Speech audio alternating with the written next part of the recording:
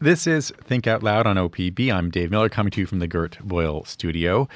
Charitable donation bins, the large metal boxes often found in parking lots, began appearing in the U.S. in the 1950s.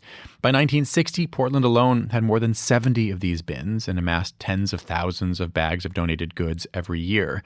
But there is a hidden cost to this charitable giving. New reporting from The Believer found dozens of cases where people died while trying to access donated goods. And there's a good chance that number is an undercount.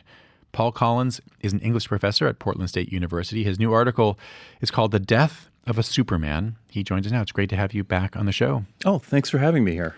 You start your story with a man named Christopher Dennis. Who was he? So, Christopher Dennis was someone who's, in a way, very recognizable. He was one of these guys who had kind of worked the crowds in Hollywood in a superhero outfit, in his case, Superman. And one thing that was interesting about him is he was perfect for the part. He's like 6'5". He had this uncanny resemblance to Christopher Reeve. But also, and this is not always the case in the sort of superhero gig, he was actually really, really into Superman. There's a documentary that came out a couple decades ago called Confessions of a Superhero that he's in. And when you see his apartment in it, it's floor to ceiling with Superman memorabilia. So he really kind of lived the role. The title of the story obviously talks about the death of a Superman. How much were you able to learn about how this man, Christopher Dennis, died? Yeah. So in 2019, by 2019, he had fallen on pretty hard times. He struggled with meth addiction for many years, and his health was in pretty rough shape. He was homeless. And what happened with Dennis was he basically went kind of bin diving one night in Van Nuys. This is this bin that was kind of next to a bank parking lot, pretty quiet during the night. And around 11 o'clock at night, he basically tried climbing into the bin to retrieve stuff from it, to take stuff from the bin. And the door of the bin closed on him. He seems to have lost his grip in keeping the door open, and it strangled him. And so the full details of that are in the L.A. County autopsy report. And so hearing about that case and looking at that report was kind of one of the big starting points for me of working on this. Let's take a little bit of a historical detour, which you provide in the piece. You write that before there were donation bins, there were ragmen. What did they do? Yeah, so these were guys that went around usually with sort of hand carts. Occasionally they'd have a horse. And they would go house to house collecting, old rags, basically the stuff that would go into a bin now, potentially, clothing that was just no longer wanted or had been outgrown. So that was in the late 1800s, early 1900s. That was how people would get rid of that stuff. What happened to ragmen? Well, what happened was in some ways kind of a classic story, which is they sort of twofold. A number of cities started passing ordinances, more or less banning them. And it should be pointed out, and this is maybe not altogether surprising, there seems to have been an element of bigotry to this. A lot of the ragmen were Jewish, and so it seems to have been targeting them. But the other thing that started happening right around the same time, and it's this kind of confluence of these things with technology, is that more overtly Christian organizations started stepping in, and they had trucks. So as opposed to carts. Right. And so they could really operate kind of at scale. It really ramped up the amount of stuff they could pick up. And so one thing, they're not a Christian organization now, but they were when they started. One thing that maybe older listeners would actually still remember is that it used to be that Goodwill would send trucks around, lots of trucks, and they would do pickups at your house on like a regular basis. You would have a Goodwill bag in your house, and the driver would come by, they'd not only pick up the stuff, they would kind of sort it too. Like if they didn't need something, they would tell you. So, but yeah, by the mid-century, that kind of started to shift. So to go back to the danger of these bins, you heard about this man, Christopher Dennis. How did you go about trying to piece together how many other people have died in these bins over the years? It was surprisingly difficult. And one of the reasons for that is that it is not something that is tracked nationally in any way. And it's not even necessarily tracked in a local fashion. So when I first started looking into this, what I kept finding were lots and lots of local news stories of someone getting trapped and dying in these bins. And it was always treated as like kind of a one-off freak accident. But when you see dozens of them, you start thinking, well, this is not a freak accident anymore. And it was interesting. When I first started on this, I actually talked with a retired county medical director. And she said, one thing you got to be careful of is that in the autopsies, and particularly like death certificates, they're not going to say, asphyxia from a donation bin. They're just going to say asphyxia. Or maybe a mechanical asphyxia or something like that. So it's very difficult to narrow down, particularly with some of the record-keeping systems around, to figure out where these things are happening. So a lot of it actually was initially just from news reports that I was finding. And then some of it was going to cities and seeing if they had any way of keeping track. Most of them didn't, but a couple of them actually did. So that's helpful caveats for and why I said in my intro that it seems like what you were able to piece together, it almost assuredly is an undercount. But how many deaths were you able to find directly attributed in the U.S. in recent years to these bins? 31 in the U.S. alone. And I should add, there's actually been a number in other countries, and really crucially Canada, because they're kind of an important part of the story, as it turns out. But also there have been deaths in England and Australia.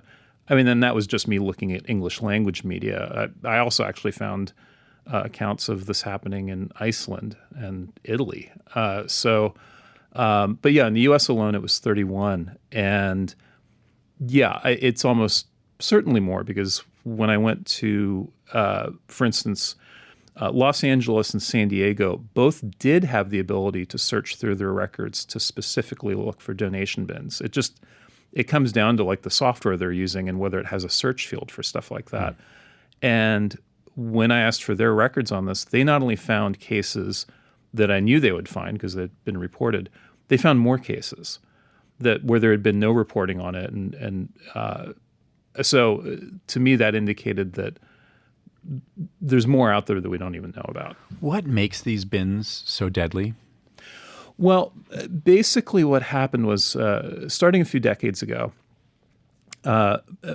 bins used to generally have a very simple design. I mean, in a way, they were kind of a glorified trash can. It was, a bin with a lid on it and maybe a flap or just an open hole, and you would just toss your things into it. And starting a few decades ago, you start seeing bins, or at least some of them, having anti-theft doors. And there's kind of two main designs for that have been identified. One is kind of a mailbox chute style, kind of like the old blue, postal service boxes you'd see in the street. And then the other is what's called a roll-up bin, which is where you open the door, and it's usually very kind of heavily weighted. And there's like a drawer or kind of a receptacle in it that doesn't drop the item down into the bin until you've closed the door all the way. And what happens is people will kind of hold these open while they're crawling inside, basically upside down, to grab stuff out. And if they lose their grip on the bin or on the door while they're kind of finessing this, it will then close in on either their chest or their neck. And there's all kinds of issues that can cause, obviously. A number of people have suffocated from that. You can die from compression of the chest. There have even been deaths in some cases just from exposure because people were stuck. So that's the issue that's come about from that. If you're just tuning in, I'm talking right now with Paul Collins. He is an English professor at Portland State University. He wrote recently about people dying after getting stuck in donation bins. This was in an essay in The Believer. You talked about Canada, and I want to turn there now. What happened in Canada after a series of very publicly reported donation bin deaths happened? Yeah, so Canada basically had the same problem that this country had, where people kept dying in these bins. But one thing that happened there is that they had a whole series of them. They had like 6 deaths basically within a period of about as many months. And when the first 1 or 2 happened, there was one person in particular in Vancouver, British Columbia, that really pointed out that there had also been prior deaths in previous years. And I think that maybe started to get some people looking at it a little more, but not a lot happened initially. But then there was another and another and another. And it got to the point where there was starting to be a real outcry. This is in early 2019, where there was a real outcry over it, and people started saying, we need to have these bins have a safer design. And city councils and various cities up there were sort of like, well, it's not they kind of hemmed and hawed about it. And then literally like a week or 2 later, there was another one. And it was someone named Crystal Papineau in Toronto, who was a pretty prominent and vocal advocate for the homeless. And that's when it really became untenable. There was a real outcry at that point. And what happened? Well, I mean, this is the good news, because I know this is a pretty grim story in a lot of ways, but they fixed it. Basically, in Vancouver and Toronto and a number of other cities in Canada, they passed ordinances that required that the design of the bin be certified as safe by an engineer, among other things. They also have to list who the owner is. It has to have liability insurance on it. It has to have a permit, but none of it's particularly complicated. And you'd note that after those physical changes, there have been no deaths in donation bins in Canada. Yeah, that's right. It worked. The horror of the deaths is the most salient present part of your recent essay, but maybe to me the biggest surprise was that many of these bins are not actually connected to charitable organizations. What were you able to learn about who put these bins in parking lots all over the place and who has access to them? Yeah, that was surprising. It's a real Wild West kind of setup. So many, many cities have little or no regulation over donation bins. That's essentially the case here in Portland. I checked with the city and I said, if I want to put a donation bin in my parking lot, what do I have to do? And they said, well, it can't be taller than 10 feet. It can't be over 200 square feet. It's basically a zoning thing. It can't be a new building, but right. But you could have anybody can put anything anywhere they want. I could just put up a bin and label it "Donate Stuff for Paul," and I mean, you could do that. Huh. So.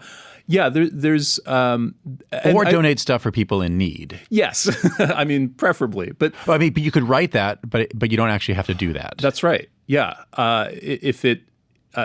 there's no way really of knowing in a lot of those situations. People, I think, will just naturally assume it's for charity, but there's very little control over that. I should say too, that Portland is not unusual in that regard. That's most cities. Most cities don't have regulations on this stuff.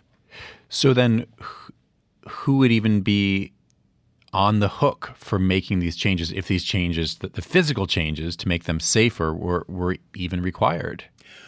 Well, that's a good question. I mean, I think in most cases, it will, at least initially, probably come down to cities. That's actually what's happening up in Canada, which is cities started passing ordinances around this.